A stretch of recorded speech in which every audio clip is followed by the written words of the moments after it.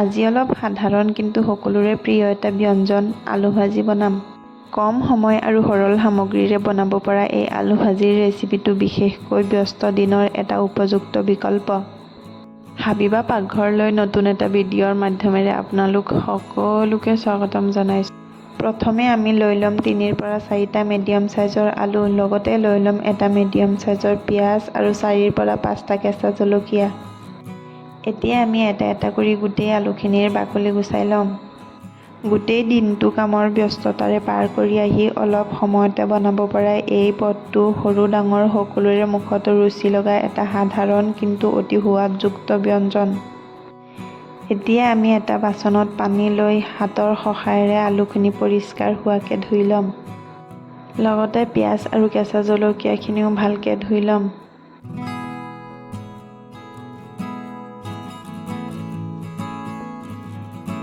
এটা আলুক 4টা স্লাইচ কৰি টুকুৰা কৰি কাটি ল'ম। এতিয়া এটা এটা কৰি গোটেই আলুখিনি সমান আকাৰত কাটি ল'ম। সমান আকাৰত কাটি ল'লে অলপ সোনকালে সিজে। সৰু ডাঙৰ সকলোৰে মুখত ৰুচি লগা এই পদটো আপোনালোকে দৈনন্দিন খাদ্য তালিকাত সহজে বনাব পাৰে।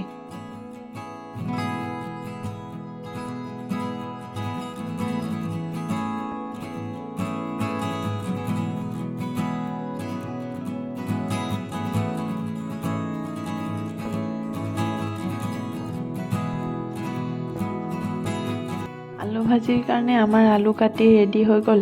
আপোনালোকে চাব পাৰিছে যে মই একেবাৰে ডাঙৰো নহয় একেবাৰে সৰুও নহয় তেনেকুৱা জোখত আলুখিনি কাটি লৈছোঁ। এতিয়া আমি মিডিয়াম চাইজৰ পিঁয়াজটো স্লাইচ কৰি টুকুৰা কৰি কাটি ল'ম। লগতে লৈ লোৱা কেঁচা জলকীয়াখিনিও মাজৰ ফালে ফালি ল'ম।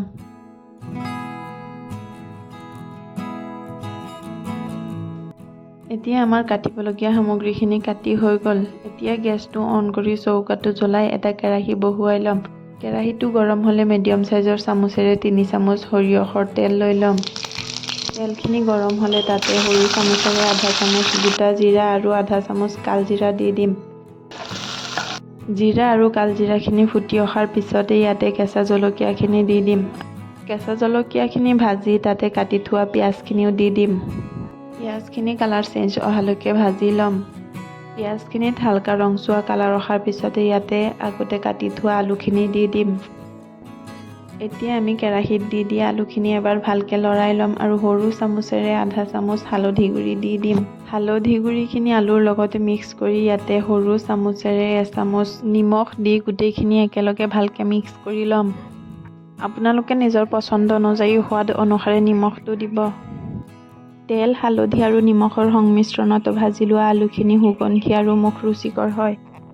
এতিয়া আলুখিনি এটা ঢাকনিৰে ঢাকি গেছৰ ফ্লেমটো ল' মিডিয়ামত ৰাখি 15ৰ পৰা 20 মিনিট সময় সিজিব দিব আৰু মাজে মাজে লৰাই দিব।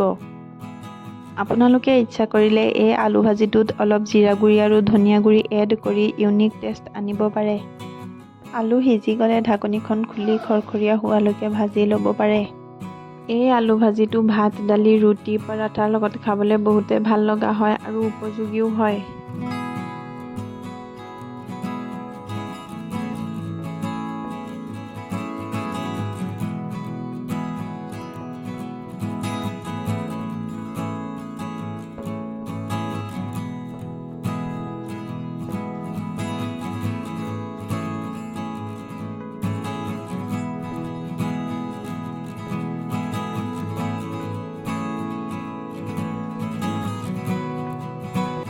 যদি ভিডিঅ'টো আপোনালোকৰ ভাল লাগিছে তেতিয়া লাইক, শ্বেয়াৰ এণ্ড ছাবস্ক্ৰাইব কৰিবলৈ নাপাহৰিব। কাষত থকা বেল আইকনটো প্ৰেছ কৰি দিব। অন্য এটা ভিডিঅ'ত লগ পোৱাৰ আশাৰে আজিলৈ বাই বাই।